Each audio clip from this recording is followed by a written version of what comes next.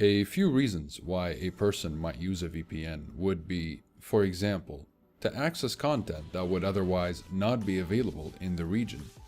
It could be to hide their identity and IP address, keep their anonymity, or maybe to just be able to torrent safely.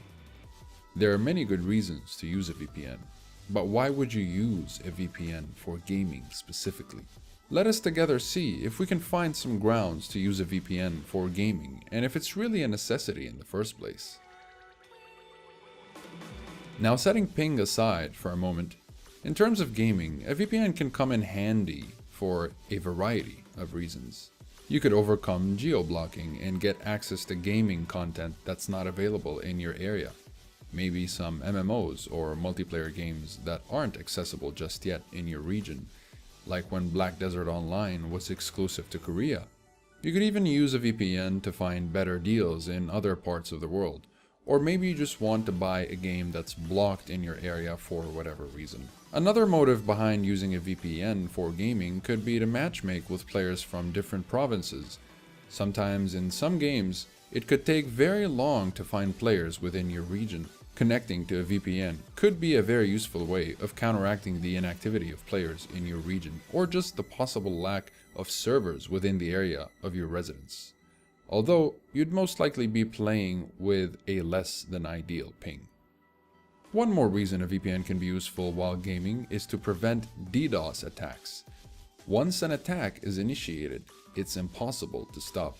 So the best defense is prevention. When using a VPN, your internet traffic is channeled through an encrypted pathway to an external server, which hides your true IP address. Another common way to mitigate a DDoS attack is to implement rate limiting. Rate limiting is used to control the amount of incoming and outgoing traffic to and from a network. For example, let's say you are using a particular service's API that is configured to allow 100 requests per minute. If the number of requests you make exceeds that limit, then an error will be triggered. This is definitely going beyond the realms of VPNs, but I'm just putting it out there for those interested in how to prevent DDoS attacks. Internet service providers regularly throttle gaming connections that use too much bandwidth, and online multiplayer gaming is reliant on bandwidth.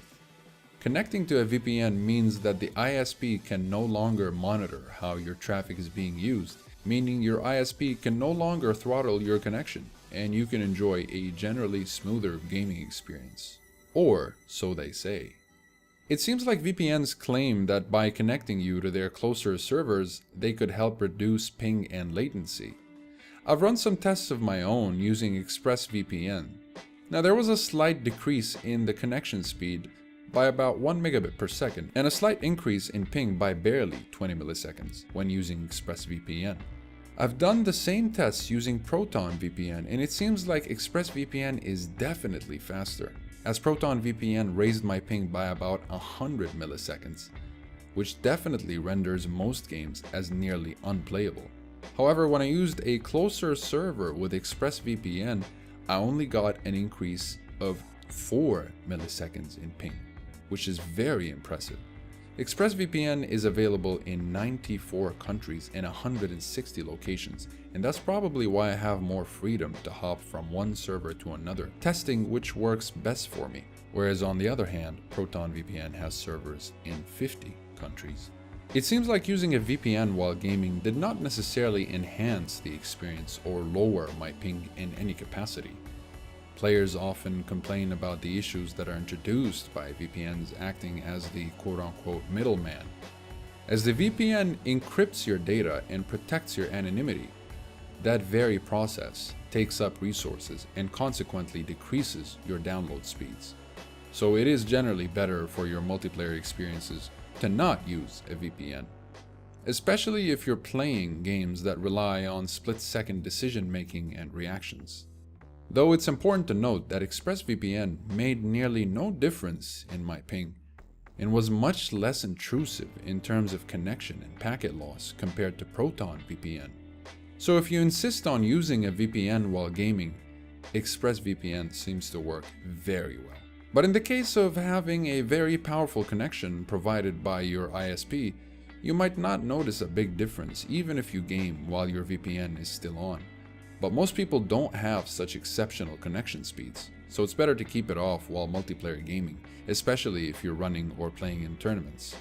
But in some cases where you might be in a country where you don't have nearby servers for the game you're playing, it might improve your, let's say, 300 millisecond ping by a little bit if you switch to other servers. But all in all, it's very rare when that's the case. While it's true that some ISPs might block peer-to-peer connections, VPNs may be able to circumvent that issue. But it's such a rare case that there isn't really any dependable statistical data for it to be such a problem that forces people to use VPNs to fix their peer-to-peer connections. But there are always odd cases out there reporting on a VPN fixing ISP-related connection complications. To conclude today's topic, VPNs really aren't the best way to go about improving your ping and latency, but they are definitely useful for all other reasons mentioned in this video, such as bypassing geo-blocking restrictions, accessing foreign gaming markets for the best deals, matchmaking with players from different countries at the cost of a potential increase in ping, and possibly but rarely fixing ISP-related connection problems.